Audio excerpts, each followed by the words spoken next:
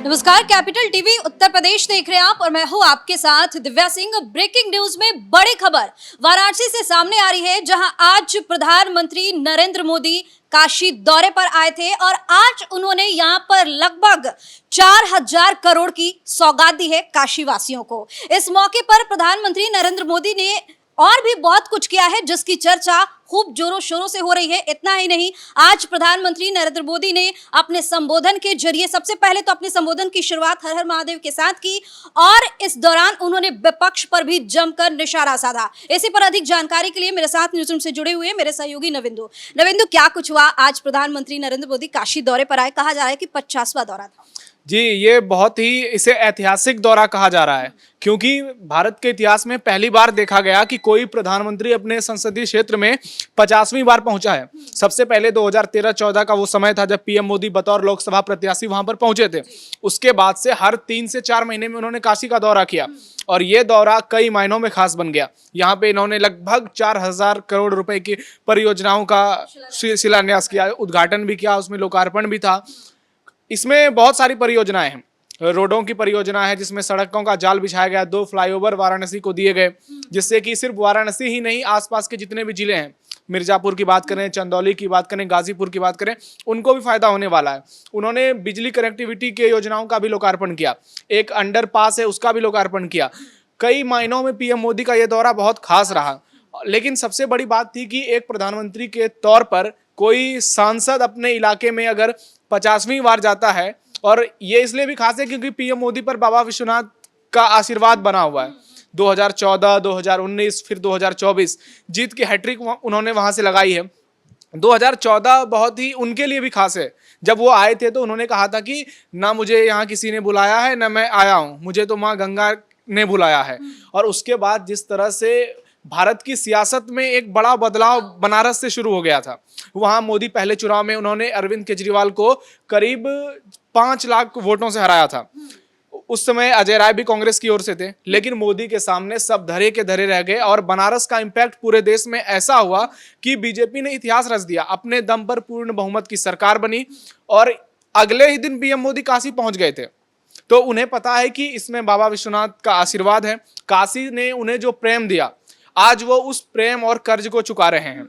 सिर्फ परियोजनाओं का लोकार्पण या शिलान्यास की बात नहीं कर सकते, बहुत सारे ऐसे काम उन्होंने बनारस में किए हैं जिसके बारे में चर्चा होनी चाहिए। काशी से खास लगाव है प्रधानमंत्री? बिल्कुल खास लगाव है और यही तो वजह है कि हर 3 से 4 महीने में वो काशी आते हैं।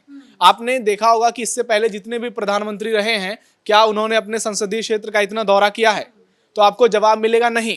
कई प्रधानमंत्री तो ऐसे थे कि जो साल में 2 साल में एक बार जाते थे, लेकिन इस बार काशी वासियों को अब महसूस हो चुका है कि उन्होंने एक सांसद को जो चुना है।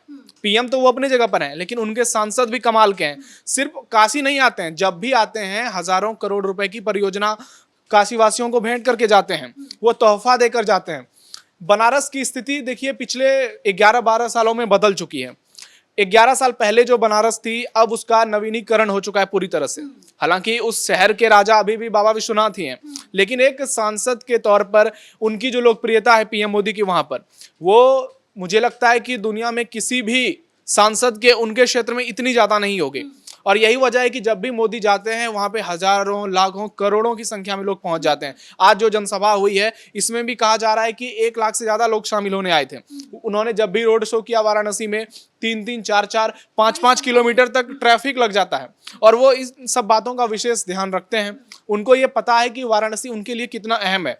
ये सिर्फ चुनावी कारणों से अहम नहीं है, ये देश का एक धार्मिक पॉइंट भी है। और पीएम ने आज अपने भाषण में इस बात का जिक्र किया कि काशी जो है वो पूर्वांचल का पॉइंट है। अपने संबोधन की शुरुआत ही हर हर महादेव के साथ की और कमाल की बात प्रधानमंत्री मोदी में ये भी देखने को मिलती है कि जिस क्षेत्र में भी जाते हैं, जहां भी जाते हैं, आज उन्होंने भोजपुरी में स्वागत किया है, वहां पे जितने भी जनता मौजूद। देखिए, ये पीएम मोदी की खासियत है, वो कहीं भी जाते हैं तो उस जगह के हिसाब से ढल जाते हैं।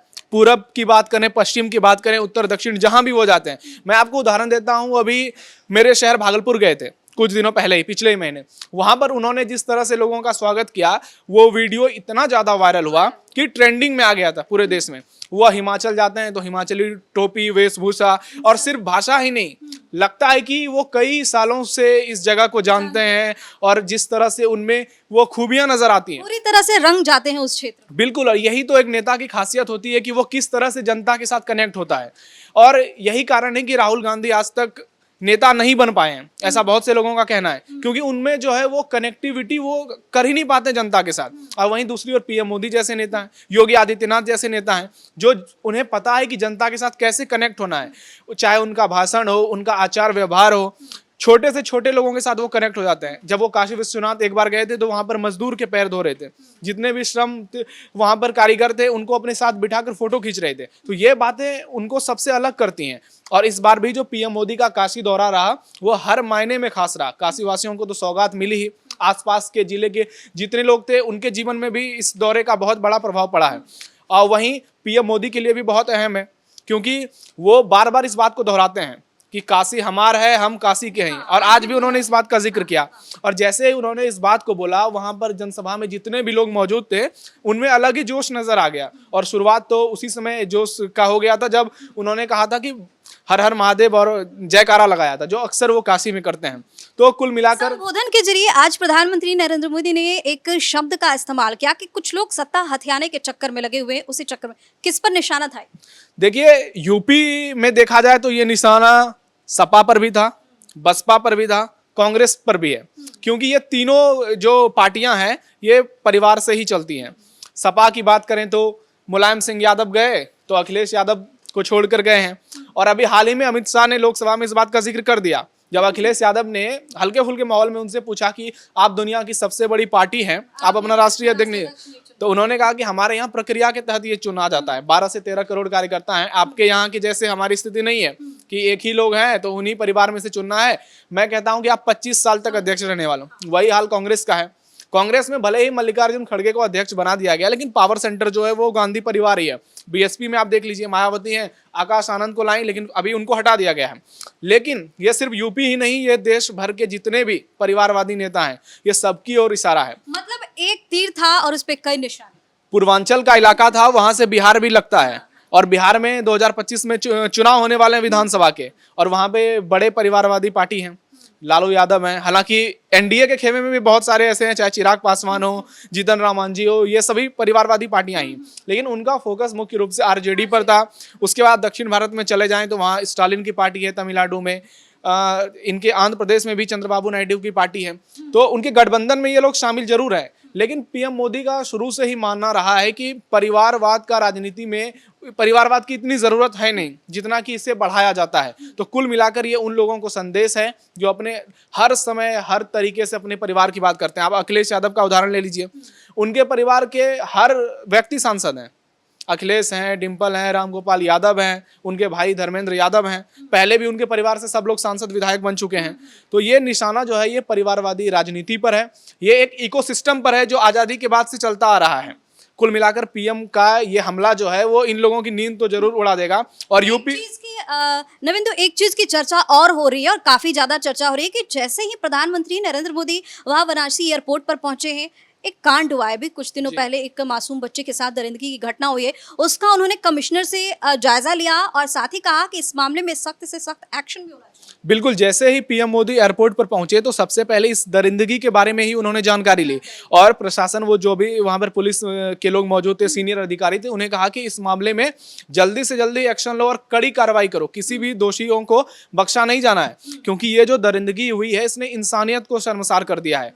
एक लड़की जिसके साथ 6 दिनों में 23 लोगों ने दरिंदगी की। आप सोच सकते हैं कि हमारे मन में इतनी पीड़ा है तो वो पीएम है, उनके ऊपर पूरे देश की बागडोर है, तो उनके ऊपर क्या बीत रहा होगा। और दूसरी ओर सीएम योगी आदित्यनाथ भी हैं, वो भी इस मामले पर नजर बनाए हुए हैं। आज जब पीएम के साथ मौजूद थे तो इसका आप एक सियासी एंगल भी देखिए कि जब मोदी और योगी की जोड़ी होती है तो विरोधियों को बहुत खटकती है, क्योंकि मोदी प्लस योगी उपयोगी, ये नारा पीएम मोदी दे चुके हैं। तो दूसरी ओर अखिलेश यादव कई बार ये सवाल उठाते हैं कि केंद्र के साथ सीएम योगी के अच्छे रिश्ते नहीं है, खटपट है, अमित शाह के साथ अच्छे रिश्ते नहीं है, उनके मंत्रिमंडल के साथ उनका तालमेल बहुत अच्छा नहीं है। लेकिन आज जो मंच पर झलकियां दिखी पीएम मोदी थे, उनके बगल में सीएम योगी आदित्यनाथ थे, दोनों डिप्टी सीएम भी मौजूद थे। तो अंदर खाने जो भी बात हो, हालांकि बाहर बीजेपी में कुछ भी नहीं आता है, लेकिन ये संदेश था विपक्षी पार्टियों को कि तुम अपना घर संभालो, हम एकजुट हैं, हमारे सीएम भी हैं और अमित शाह कह चुके हैं कि यूपी में योगी रिपीट होने वाले हैं, तो इसमें किसी बात की अब कोई शक भी नहीं है। दोनों डिप्टी सीएम मौजूद थे वहां से। कुल मिलाकर पीएम मोदी ने एक तीर से वहां पर कई निशाना साध दिया है। बहुत बहुत धन्यवाद देवेंदु तमाम जानकारी के लिए। तो आज प्रधानमंत्री नरेंद्र मोदी काशी पहुंचे थे।